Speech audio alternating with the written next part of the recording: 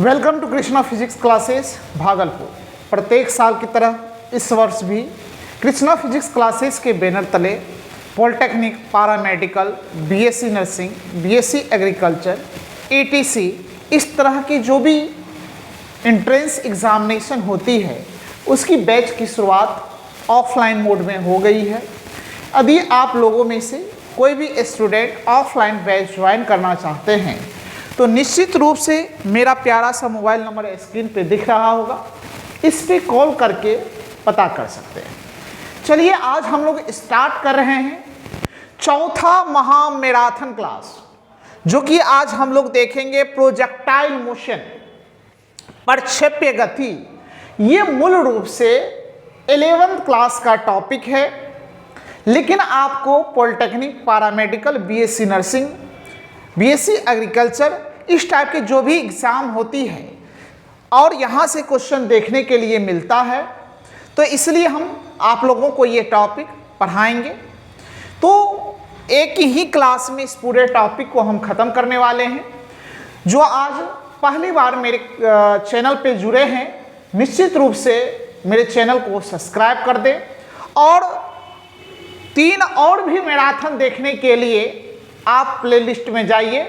उसमें प्लेलिस्ट में marathon class के नाम से फिजिक्स मैराथन, पॉलिटेक्निक, पारामेडिकल के लिए एक प्लेलिस्ट बना होगा, उसको क्लिक कीजिएगा तो सीरियली आपको सारा लेक्चर आपको देखने के लिए मिल जाएगा। यदि आप भागलपुर या भागलपुर के आसपास किसी भी क्षेत्र से हैं, निश्चित रूप से आप मेरे इंस्टीट्यूट को ज्वाइन कीजिए और यहाँ पे आपको प्रत्येक विषय के अलग अलग अनुभवी शिक्षकों के द्वारा हम लोग पढ़ाई करवाते हैं। पॉलिटेक्निक और पारामेडिकल के लिए निश्चित रूप से आपको इसकी लाभ मिलेगी और आप एग्ज़ाम को आसानी से क्रैक कर पाइएगा और ताकि आपको अच्छा से अच्छा कॉलेज मिल पाए। चलिए हम लोग स्टार्ट करते हैं प्रोजेक्टाइल मोशन, प्रक्षेप्य गति। तो प्रक्षेप गति को पढ़ाने से पहले थोड़ा सा हम इसके बेसिक नॉलेज के बारे में हम बताएंगे कि प्रोजेक्टाइल मोशन होता क्या है, प्रक्षेप्य गति क्या होते हैं। तो आइए इस चीज़ को हम अच्छे से सिखाते हैं, क्योंकि जो 10th पास करके आए होंगे उसके लिए ये बिल्कुल नया टॉपिक होगा, लेकिन जो 12 पास आउट होंगे वह 11th क्लास में निश्चित रूप से प्रोजेक्टाइल मोशन, प्रक्षेप्य गति जरूर पढ़े होंगे। और यहाँ से क्वेश्चन आप किसी भी कंपटीशन के क्षेत्र में जाइएगा तो देखने के लिए मिलता है, और बहुत सारे टीचर इस टॉपिक को नहीं भी पढ़ाते हैं, जिसके वजह से बहुत बच्चा का इस टॉपिक से जब कोई भी चीज़ आता है, सवाल आते हैं, तो निश्चित रूप से उसका क्वेश्चन छूट जाता है। तो आप आज यदि क्लास कर लेते हैं, इसको पूरा वीडियो देखते हैं, तो निश्चित रूप से उम्मीद ये है कि कोई क्वेश्चन आपसे ना छूटे। चलिए समझिए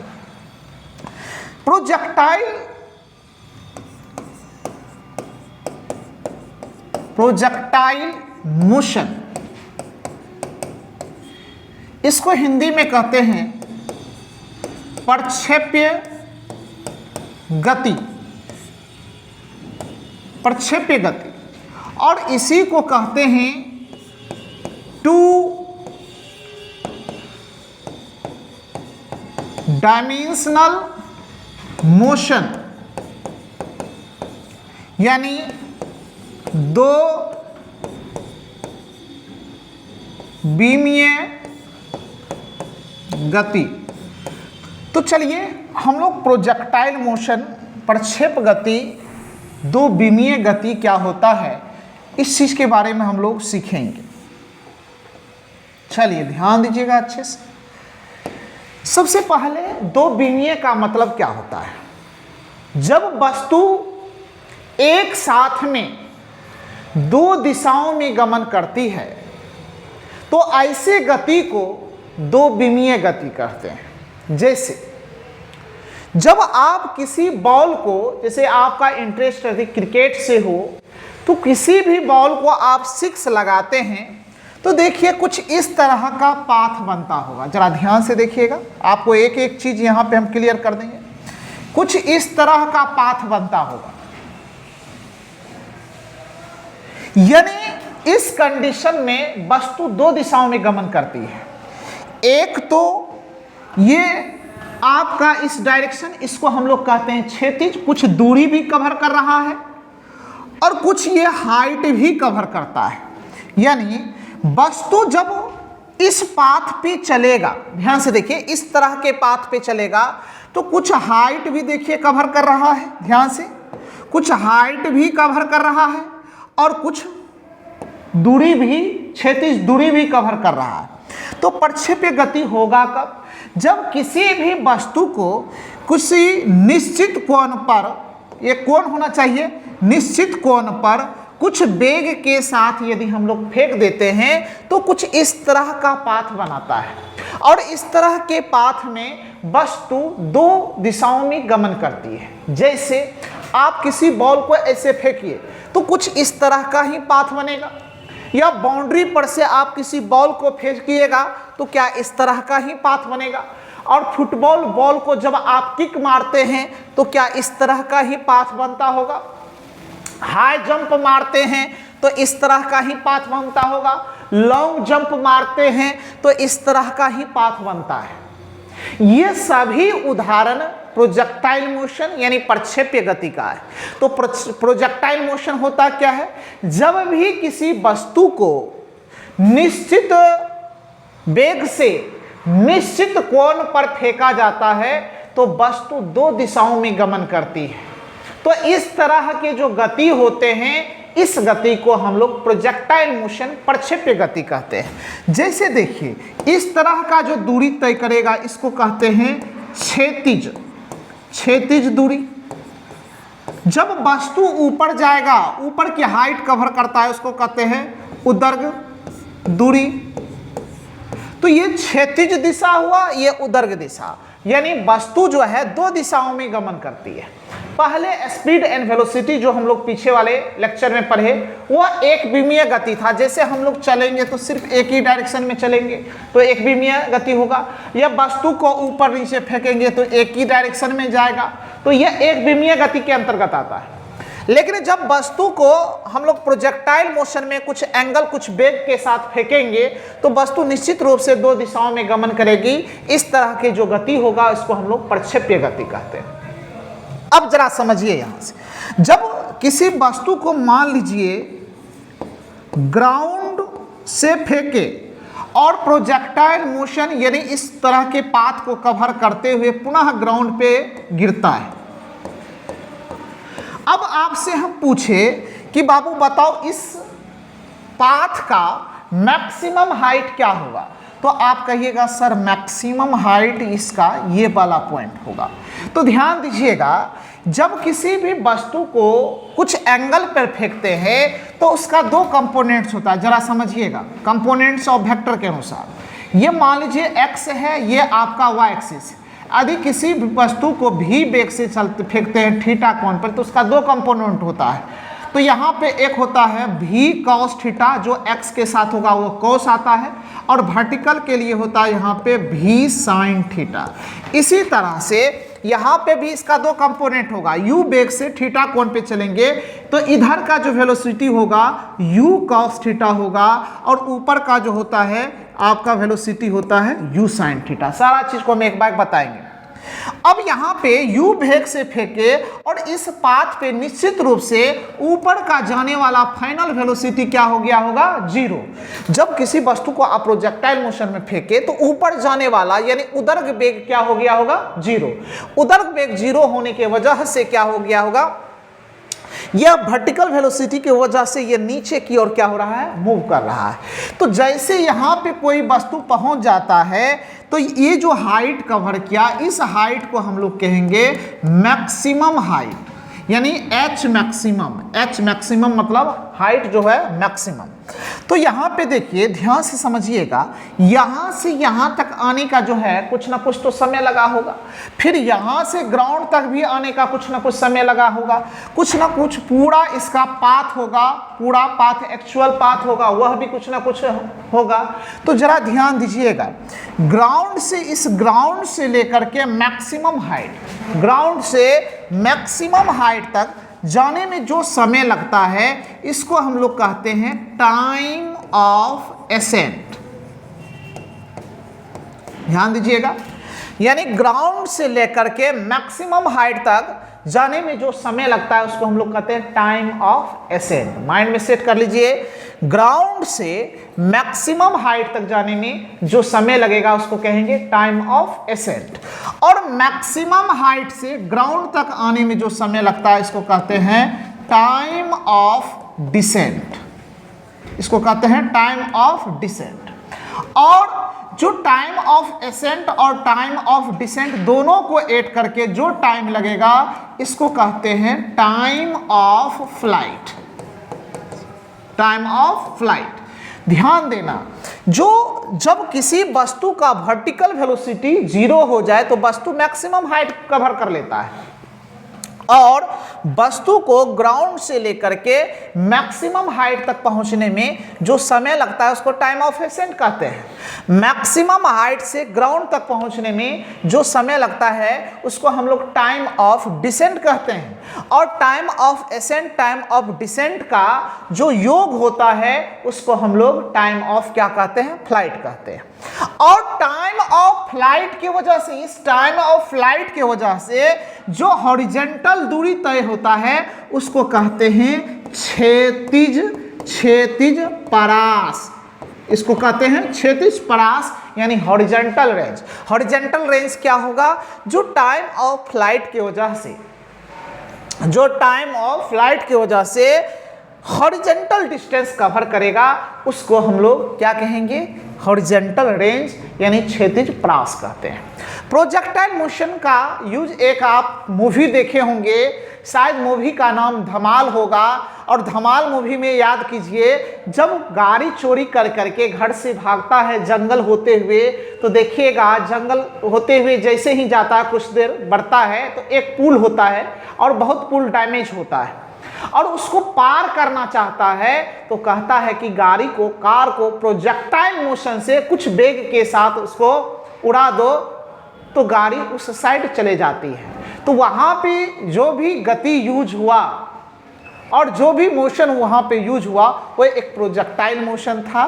तो इस तरह के चीज़ों आपको इस चैप्टर में पढ़ने के लिए मिलेगा।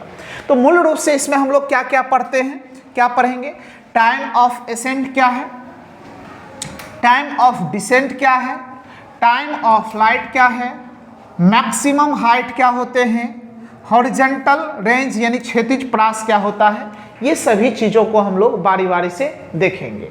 तो चलिए एक बार हम रफली सबका सारे चीज़ को थोड़ा सा इंट्रो करा देते हैं, और लास्ट में आपको पूरा एक साथ ही सारा का फार्मूला हम बता देंगे कहाँ पे कौन सा फार्मूला लगेगा। तो आप इसमें क्या क्या पढ़ना है आपको क्लियर हो गया होगा। तो चलिए हम लोग अब इसको बारी बारी से सभी चीज़ को समझने का हम लोग कोशिश करते हैं। चलिए ध्यान दीजिएगा।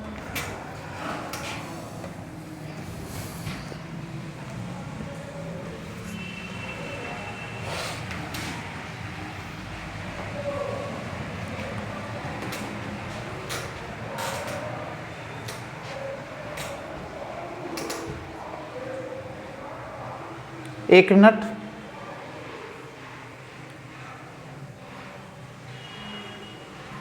अब आइए, अभी हम सारे चीज़ को समझाए आपको, और कभी कभी आपको पूछ दे कि प्रोजेक्टाइल मोशन में ये कैसा पाथ बनाता है, तो इसका जो पाथ होता है, पाथ इसका होता है पैराबोलिक पाथ, यानी परवलयाकार पाथ, यानी प्रोजेक्टाइल मोशन का जो पाथ होता है वह परवलयाकार होता है, ये याद रखिएगा। चलिए ध्यान से अब देखिए प्रोजेक्टाइल मोशन में क्या क्या आपको देखना है। समझिए प्रोजेक्टाइल मोशन होता क्या है। अगर कोई पिंड एक ही समय में दो दूरी तय करता है, जैसे दो दूरी क्या क्या हो सकता है, एक तो क्षैतिज हो सकता है और दूसरा उधर यानी हॉरिजॉन्टल हो सकते हैं, यानी हॉरिजॉन्टल और वर्टिकल दोनों पिंड की ऐसी गति हो तो इस गति को हम लोग क्या कहेंगे, प्रक्षेप्य गति। देखिए प्रक्षेप्य का पाथ अभी बताए कैसा होता है, परवलयाकार। इस तरह के जो पाथ होते हैं ये परवलयाकार पाथ होते हैं। इसका उदाहरण जब क्रिकेट से इंटरेस्ट होगा, जब छक्का मारने पर बॉल की गति एक प्रोजेक्टाइल मोशन होता है, प्रक्षेप्य गति होता है। भाला फेंकने पर भाले की गति प्रक्षेप्य गति होता है, इस तरह का पाथ बनता है। मिसाइल को फेंकने पर मिसाइल की गति, ये सारे गति जो होते हैं ये प्रोजेक्टाइल मोशन का ही क्या है, उदाहरण है। आगे हम बढ़ते हैं हम लोग, जरा समझिए। अगर कोई शिकारी पेड़ पर बैठा किसी बंदर पर गोली चला रहा है और गोली के चलते ही बंदर कूद जाता है, तो संभावना है कि बंदर को गोली लग जाएगा, लगाए गए स्थान पर लग जाएगी, क्योंकि पहले गोली का पाथ सरल रेखीय होगा और फिर गोली का पाथ प्रक्षेपीय हो जाएगा। बात को समझिए। मान लीजिए कोई पेड़ पर बंदर बैठा हुआ है, जैसे ही हम गोली छोड़े बंदर कूदा, तो जैसे पहले तो वह लीनियर होगा, लेकिन ग्रेविटी के वजह से वह जो है गोली नीचे की ओर मूव करेगा और बंदर भी नीचे आ रहा है, तो ये संभावना होता है कि गोली जो होगा वह बंदर को निश्चित रूप से लग जाएगा। आइए थोड़ा सा, ये तो प्रोजेक्टाइल की बात थी, एक चीज हम और समझा देते हैं तो और सारा चीज क्लियर हो जाएगा। देखो अभी देखिए, ये सारा चीज ध्यान दीजिएगा, अच्छे से हम बता रहे हैं, इस चीज को समझने का कोशिश कीजिए। यहां पे सारा चीज क्लियर हो जाएगा, फिर एक ही बार में सारा चीज हम समझा देंगे। ये प्रोजेक्टाइल मोशन का पाथ हुआ, इसको हम लोग हॉरिजॉन्टल कहेंगे, सॉरी वर्टिकल कहेंगे। इस साइड आपका हॉरिजॉन्टल हुआ। इस पाथ का ये जो होगा ये मैक्सिमम हाइट होगा, ये आपका मैक्सिमम हाइट, और इसको किसी वेग के साथ हम फेंक दिए और यहाँ पे एंगल मान लीजिए, ये एंगल यहाँ पे थीटा बन रहा है, इसका वेलोसिटी u है, ये आपका y कंपोनेंट, इधर आपका सॉरी x हो जाएगा। आप ग्राउंड से फेंके और पुनः उसी एंगल पे ग्राउंड पे आ जाता है, तो ध्यान दीजिएगा, इस हाइट को जब इसका वर्टिकल वेलोसिटी v क्या हो जाएगा, 0, तो इस कंडीशन में वस्तु मैक्सिमम हाइट को प्राप्त कर लेगा, h मैक्सिमम होगा। हम बोले ग्राउंड से मैक्सिमम हाइट तक जाने में जो समय लगेगा उसको टाइम ऑफ असेंट कहेंगे, जो मैक्सिमम हाइट से ग्राउंड तक जाने में लगेगा उसको टाइम ऑफ डिसेंट कहेंगे, जो time of ascent time of descent दोनों मिल जाएगा उसको हम लोग टाइम ऑफ TF यानी टाइम ऑफ फ्लाइट कहेंगे। उसके बाद जो हॉरिजॉन्टल टाइम ऑफ फ्लाइट की वजह से जो हॉरिजॉन्टल डिस्टेंस कवर करेगा उसको हॉरिजॉन्टल रेंज कहेंगे।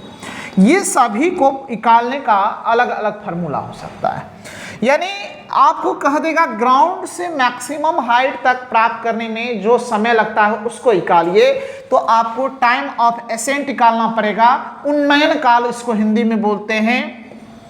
इसके लिए हम फार्मूला यूज करेंगे u sin थीटा बटे g। इसका प्रूफ भी होता है लेकिन हम प्रूफ करके दिखाएंगे नहीं। तो यदि ग्राउंड से मैक्सिमम हाइट तक जाने में जो समय लगेगा उसको टाइम ऑफ असेंट उन्नयन काल कहते हैं, TA द्वारा लिखते हैं, इसके लिए फार्मूला यूज करेंगे u sin थीटा बटे g। सेम जितना समय मैक्सिमम हाइट को कवर करने में लगता है उतना ही समय आपको ग्राउंड तक आने में भी समय लगेगा, तो इसको टाइम ऑफ डिसेंट कहते हैं, तो वही लगेगा u sin थीटा बटे g। अब देखिए time of ascent time of descent आपको पता चल गया, तो यहाँ पे ध्यान दीजिए, दोनों को यदि हम ऐड कर देंगे तो टोटल टाइम ऑफ फ्लाइट मिल जाएगा। इसके लिए यूज फार्मूला करते हैं 2u sin थीटा बटे g, 2u sin थीटा बटे g। अब मैक्सिमम हाइट के लिए हम लोग क्या फार्मूला यूज करेंगे, u square sin square theta बटे 2g। ध्यान दीजिएगा, मैक्सिमम हाइट निकालना है तो you square sine square theta बटे हम लोग 2g यूज करते हैं। और आपको रेंज यदि निकालना हो तो टाइम ऑफ फ्लाइट के वजह से जो हॉरिजॉन्टल डिस्टेंस कवर करते हैं, हॉरिजॉन्टल डिस्टेंस कवर करते हैं उसी को हम लोग टाइम ऑफ फ्लाइट कहेंगे। तो जरा समझिएगा, यहां पे आपको समझना है रेंज के लिए, तो रेंज कैसे हम लोग निकालेंगे। यदि आपको रेंज निकालना हो तो रेंज निकालने के लिए आपको फार्मूला याद रखना पड़ेगा। आप याद रखिएगा फार्मूला, क्योंकि यहां पे हम लोग यूज करेंगे यू स्क्वायर साइन 2 थीटा बटे 2g। यहां पे क्या हो जाएगा 2g। एक मिनट,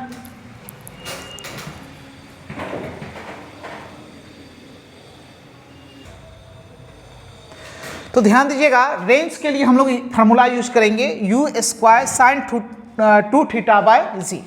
तो देखिए टाइम यहाँ से ग्राउंड से मैक्सिमम के लिए उन्नयन काल के लिए u sine theta by g, maximum height से ग्राउंड तक आने में time of descent u sine theta by g, पूरे पाथ को कवर करने में कितना समय लगेगा time of flight 2 u sine theta बटे जी, और मैक्सिमम हाइट कितना कवर करेगा यू स्क्वायर साइन स्क्वायर बटे 2g। यदि मान के चलिए आपको क्षैतिज दूरी निकालना हो, सारा फार्मूला यहाँ पे आपके सामने आ जाएगा। क्षैतिज हम दूरी की बात करें या क्षैतिज पहले बेग की बात करें, क्षैतिज बेग, तो क्षैतिज बेग क्या होगा, इसको हम लोग क्षैतिज बेग कहेंगे, यानी यू एक्स बराबर यू कॉस थीटा फार्मूला का यूज करेंगे। यदि हम बात करें उदर्ग बेग यानी ऊपर वाले बेग जो होगा यू वाई के लिए हम लोग यूज करते हैं you sine theta.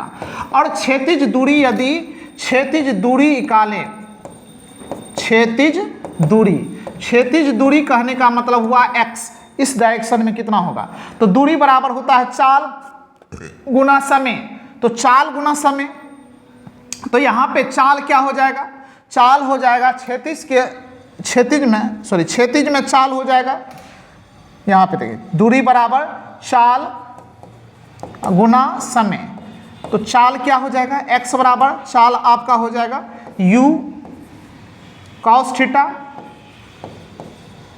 Into T, तो u cos theta into T, यानी x निकालने के लिए इस डायरेक्शन में कितना दूरी कवर करेगा, तो u cos theta T use करना है। और क्षैतिज दूरी निकालने के लिए y निकालने के लिए, तो आपको चूंकि इसमें ग्रेविटी अंदर भी आ जाएगा मोशन, तो यहाँ पे u sine theta minus half G T square का यूज करेंगे, ध्यान दीजिएगा। तो आपके सामने इसमें जो भी टॉपिक है वो सभी टॉपिक का हम लोग फार्मूला यहाँ पे देख लिए, एक रफली फार्मूला देख लिए हैं। अब आइए इसको बारी बारी से हम टोटल को समझाते हैं। तो एक बार हम फिर से समझा दें, यदि क्षैतिज बेग निकालना हो, क्षैतिज बेग इस डायरेक्शन में, तो u cos थीटा लगा देना है। उधर बेग निकालना है, ऊपर वाला बेग, तो u साइन थीटा लगा देना है। क्षैतिज दूरी निकालना है तो u sine theta into T लगा देना है। और क्षैतिज दूरी निकालना होगा तो u sine theta minus half G T square लगा देना है। उसके बाद ग्राउंड से मैक्सिमम हाइट तक पहुंचाने के लिए u sine theta by t का यूज करना है। और time of descent maximum height से ग्राउंड तक आने के लिए u sine theta by g लगाना है। पूरा टाइम ऑफ फ्लाइट के लिए u sine theta g by 2u sine theta by g का यूज करना है। मैक्सिमम हाइट के लिए u square sine square theta by 2g लगाना है। और ये रेंज कितना कवर किया, u square sine 2 theta by g. Range के लिए आपको हम बता दें, आगे भी इसकी हम चर्चा करेंगे, किसी बॉल को आप यदि क्रिकेट खेलते हैं, किसी बॉल को आप 45 डिग्री के एंगल पे आप मार दीजिएगा बॉल, तो मैक्सिमम रेंज कवर करेगा, यानी बहुत ज़्यादा डिस्टेंस वह कवर कर लेगा, हॉरिजॉन्टल डिस्टेंस। यदि लॉन्ग जंप मारते हैं तो कोशिश कीजिए कि दौड़ने के बाद आप 45 डिग्री के एंगल पे फ्लाइट कीजिएगा, तो आप ज़्यादा रेंज कवर कर लीजिएगा, यानी ज़्यादा दूर तक आप कूद पाइएगा। चलिए इसको हम आगे अच्छे से और समझाएंगे कैसे ये होता है, इसको प्रूफ भी करके हम दिखाएंगे। अभी देखिए हम आपको यहाँ तक बता दिए थे क्या होता है, किस तरह के मोशन प्रोजेक्टाइल मोशन में होता है, और अभी जस्ट आपको सिखाए हैं कि ये जो मान लीजिए एफ फोर्स लगा तो इसका दो कंपोनेंट्स, यहाँ पे थीटा एंगल पे एफ फोर्स लग रहा है तो दो कंपोनेंट, एक हॉरिजॉन्टल एक वर्टिकल, क्षैतिज और उदर्ग। तो क्षैतिज के लिए एफ कॉस थीटा और यहाँ पे वर्टिकल के लिए एफ साइन थीटा का हम लोग यूज करेंगे। अभी जस्ट हम आपको प्रोजेक्टाइल मोशन में हम बताए थे ये सारे चीज। अब देखिए किसी बॉल को आप कुछ हाइट पर फेंकते हैं तो यहाँ पे देखिएगा तो कुछ इसका वेलोसिटी होगा, डायरेक्शन ऑफ मोशन का वेलोसिटी इधर होगा, ग्रेविटी चाहेगा इसको नीचे की ओर करे तो कुछ इस तरह का पाथ आपको देखते हुए फुटबॉल का नजर आएगा, और यह कुछ ना कुछ एंगल पे होगा, और जो डिस्टेंस ये कवर करता है उसी को हम लोग क्या बोले थे, रेंज। और ये रेंज किसके वजह से कवर करेगा, यही टाइम ऑफ फ्लाइट की वजह से रेंज कवर करता है, ये रेंज हो गया। आगे बढ़ते हैं, जब किसी भी वस्तु को u वेग से थीटा पर प्रक्षेपित किया जाता है तो उसके दो घटक होते हैं, एक तो बोले थे हॉरिजॉन्टल, एक बोले वर्टिकल, एक क्षैतिज और एक उदर्ग घटक, दो घटक होते हैं। क्षैतिज घटक के लिए हम जो क्षैतिज होता है उसके लिए u cos थीटा लगाते हैं, तथा u उदर्ग घटक के लिए u sin थीटा उदर्ग के लिए यूज करते हैं। ये हमेशा याद रखिएगा, इसका यूज हर चैप्टर में आपको देखने के लिए मिलेगा। अभी इसके बारे में हम समझाए कि ध्यान दीजिएगा, जब किसी वस्तु को हम प्रोजेक्टाइल मोशन में फेंकते हैं तो इस तरह का पाथ बनता है। तो देखिए हमेशा जो है हॉरिजॉन्टल, चूंकि हमेशा हॉरिजॉन्टल जब तक कि आपका कुछ एयर में रहेगा बॉडी तो निश्चित रूप से वह हॉरिजॉन्टल डिस्टेंस कुछ ना कुछ कवर करेगा। तो सभी जगह यहाँ पे कई बार एग्जाम में पूछा गया है कि प्रोजेक्टाइल मोशन में क्या नहीं बदलता है, तो क्षैतिज वेग कभी बदलता नहीं है। देखिए u x cos थीटा यहाँ भी होगा, u x cos थीटा यहाँ भी होगा, u x cos थीटा यहाँ भी, हर पोजीशन पे आपको u x cos थीटा मिलेगा। लेकिन जब बॉडी ऊपर जाएगा तो इसका वर्टिकल कंपोनेंट्स ऊपर में होगा u sin थीटा y वाला, और यहाँ पे u y का फाइनल वेलोसिटी यहाँ पे क्या हो जाता है, 0। और फिर y ग्रेविटी की वजह से चूंकि वस्तु नीचे गिरने लगता है तो u y जो होगा वो नीचे की ओर काम करेगा, इसलिए यहाँ पे माइनस u sin थीटा का हम लोग यूज करेंगे। चलिए आप इस चीज को हम पहले अच्छे से बता चुके हैं। अब देखिए u cos थीटा का मान पुराने प्रक्षेप्य गति में कहीं भी नहीं बदलता है, सॉरी पुराने नहीं पूरे u cos थीटा का मान पूरे प्रक्षेप यानी पूरे प्रोजेक्टाइल मोशन में क्या नहीं बदलता है, बहुत एग्जाम में आया हुआ क्वेश्चन है। तो वह u cos थीटा का मान कभी बदलता नहीं है। लेकिन u sin थीटा का मान पहले देखिए पहले घटता है और फिर शून्य होता है फिर बढ़ता है। ध्यान रखिएगा, पहले u cos थीटा का मान पहले क्या होता है, घटता है, इसमें चेंजिंग आता है, फिर फाइनल आकर के शून्य हो जाता है और फिर जो है वह बढ़ने लगता है। आगे बढ़ते हैं हम लोग। मान लीजिए जो वहाँ थीटा देख रहे हैं वह प्रक्षेप्य कोण होता है, u जो होता है प्रक्षेपित वेग है, g जो लगाए थे वो ग्रेविटी गुरुत्व त्वरण होता है, t जो है समय जो है चढ़ान मतलब टाइम ऑफ एसेंट, उतरान डिसेंट, तो एसेंट और डिसेंट होता है, h मैक्सिमम महत्तम ऊंचाई, प्रास रेंज, ये टाइम ऑफ उड़ान काल टाइम ऑफ फ्लाइट, ये सभी की चर्चा हम कर दिए थे। अभी पीछे हम बताए थे प्रास क्या होता है, रेंज क्या होता है। रेंज होता है क्षैतिज दिशा में तय की गई कुल दूरी को प्रास कहते हैं। रेंज के लिए हम पहले फॉर्मूला पढ़ा चुके हैं, r बराबर u square 2 sin theta by g. हम बोले किसी वस्तु को 45 डिग्री कोण पे फेंक दीजिएगा, 45 डिग्री के कोण पर फेंक दीजिएगा तो वस्तु महत्तम रेंज को प्राप्त कर सकता है। तो ये कैसे देखिए, u स्क्वायर साइन 2 और थीटा का मान 45 डिग्री तो 90 हो गया, और साइन 90 डिग्री का मान कितना होता है 1। तो यहाँ पे r मैक्सिमम के लिए u स्क्वायर बाय जी। एक चीज आपको हम यहाँ पे समझाना चाहेंगे, समझिए। जैसे मान लीजिए रेंज की हम बात करें, ये देख लीजिए, मान लीजिए किसी वस्तु को 45 डिग्री कोण पर फेंकिए, ये है 45 डिग्री, तो रेंज यहाँ पे कवर किया। अब धीरे धीरे एंगल को बढ़ाइएगा तो देखिए हाइट तो बढ़ रहा है लेकिन रेंज घट रहा है। देखिए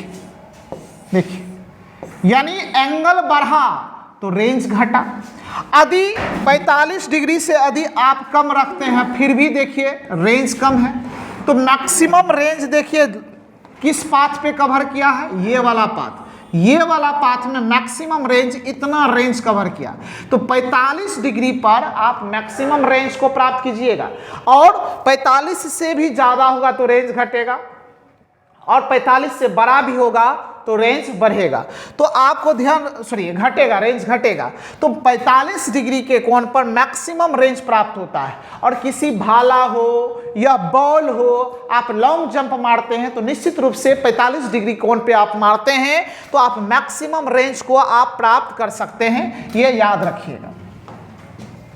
अब मैक्सिमम रेंज के लिए फॉर्मूला याद रखिएगा, u²/g। अगर किसी वस्तु को क्षैतिज से 45 डिग्री के कोण पर प्रक्षेपित किया जाता है तो वस्तु क्षैतिज में महत्तम दूरी तय करती है। याद रखिएगा, महत्तम दूरी, क्षैतिज दूरी प्राप्त करने के लिए 45 डिग्री कोण, और कई बार पूछा हुआ है, याद रखिएगा। और महत्तम ऊंचाई, मैक्सिमम हाइट की अभी जस्ट हम बोले थे, जब वर्टिकल वेलोसिटी क्या हो जाए, 0 हो जाए तो वस्तु महत्तम ऊंचाई को प्राप्त कर लेता है। तो h मैक्सिमम के लिए u²sin²θ/2g फार्मूला का यूज करेंगे। अब बात करें टाइम ऑफ फ्लाइट, यानी time of ascent, time of descent अभी समझाए थे। प्रारंभिक बिंदु से अंतिम बिंदु तक जाने में, यानी जहां से शुरू हुआ और लास्ट ग्राउंड से चला ग्राउंड तक आने में जिस तरह समय लगता है उसको हम लोग टाइम ऑफ फ्लाइट कहते हैं। इसके लिए फार्मूला यूज करेंगे 2u/sin⁡θ/g। अब चढ़ान काल तथा उतरान काल दोनों, यानी एसेंट और डिसेंट के लिए हम दोनों के लिए सेम फार्मूला पढ़ाए थे। हम बोले थे टाइम निकालने के लिए t/2 कर देंगे या u/sin⁡θ/g का यूज हम लोग करेंगे। अब चलिए कुछ उदाहरण हम लोग देख लेते हैं। अगर किसी वस्तु को 30 डिग्री के कोण पर 10 मीटर पर सेकेंड के वेग से प्रक्षेपित किया जाता है तो प्रास क्या होगा? तो u हो गया आपका 10, थीटा हो गया 30 डिग्री, और r निकालना है, रेंज निकालना है, u²sin⁡2θ/g लगा दीजिए। सारे वैल्यू को पुट कीजिएगा और आपका रिजल्ट दे देगा। तो यहाँ पे हम आपका अभी थ्योरी का क्लास लिए हैं, और इस पे बहुत सारे सवाल को प्रैक्टिस करने के लिए और अधिक डिटेल से पढ़ने के लिए एक एक टॉपिक को मेरे ऑफलाइन क्लास से आपको जुड़ना होगा। सभी चीज़ आपको ऑनलाइन ऐसे ही नहीं मिल जाएगा, क्योंकि आपके लिए हम भी मेहनत करते हैं। तो आपको निश्चित रूप से पूरे डिटेल से पढ़ने के लिए आप ऑफलाइन मेरे बैच को ज्वाइन कीजिए। और अभी जितने भी आप थ्योरी देखे हैं ये सभी पे आपका सवाल प्रैक्टिस वहाँ पे कराया जाता है, और इसको और डिटेल से वहाँ पे हम ऑफलाइन बैच में समझाएंगे। तो चलिए आज हम लोग मैराथन को यहीं पे स्टॉप करते हैं। आज आप चौथा मैराथन क्लास किए। आगे भी इस तरह से मैराथन क्लास करने के लिए आप मेरे YouTube चैनल को सब्सक्राइब कर लें, बेल आइकन को प्रेस कर लें, और आपको ये वीडियो कैसा लगा कमेंट बॉक्स में निश्चित रूप से बताएं। धन्यवाद।